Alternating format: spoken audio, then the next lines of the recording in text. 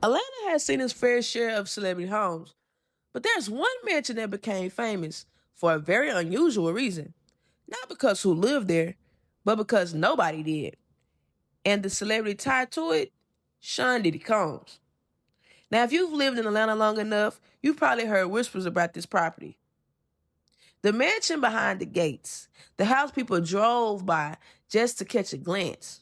But here's the strange part.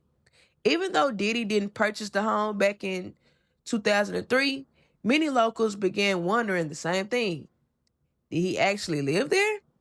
Because while the mansion became one of the most talked about celebrity properties in metro Atlanta, it rarely seemed occupied. And over time, the rumors only grew. Some people call it mysterious, others call it abandoned. But before we get into what happened, you have to understand why this home captured attention in the first place. When Diddy purchased this estate, Atlanta was in the middle of its culture powerhouse. The music industry was exploding, film and TV production was growing, and celebrities were starting to see Atlanta as more than just a place to visit. It became a place to invest. And this home reflected that moment perfectly.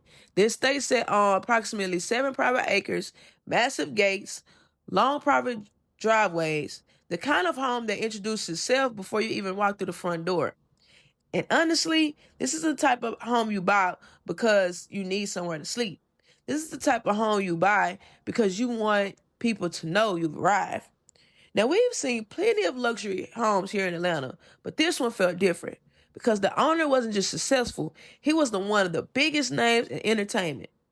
The kind of celebrity who could buy property almost anywhere in the world, and yet he chose Atlanta. But here's where the story gets interesting.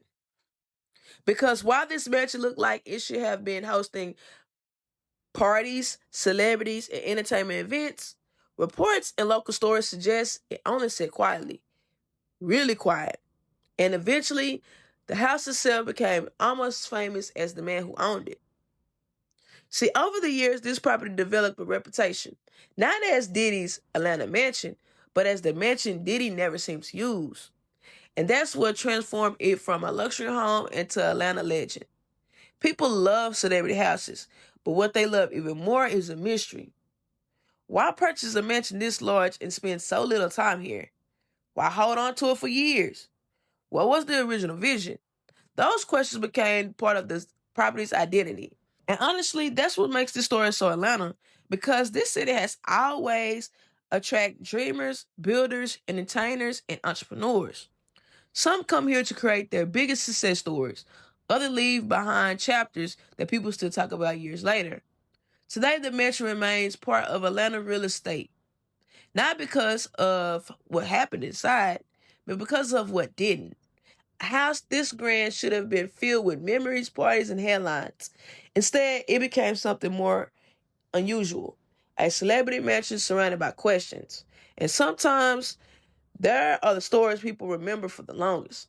So let me ask you, if you had unlimited money and could buy any mansion in Atlanta, would you want the biggest house or would you want a house you actually live in? Let me know in the comments. And as always, this is Shantae with the Atlanta Insider.